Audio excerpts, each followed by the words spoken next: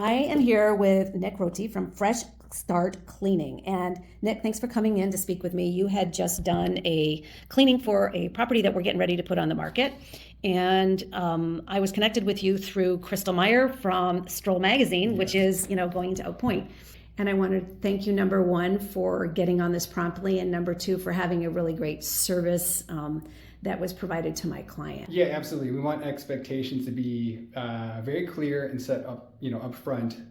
We don't want guesswork when you're having someone to come into your house and provide services. So we have a checklist for the standard services for like move outs. When we do residential cleaning, we build a custom one for each client. Each home's unique. People have different expectations. They may want different services. Yep. So to ensure we hit that every time, we build a custom list. Right. Yeah. Cool. So if people want to get a hold of you, how do they get a hold of you? We're on Facebook, My Fresh Start Cleaning, website, myfreshstartcleaning.com. Those are the best ways.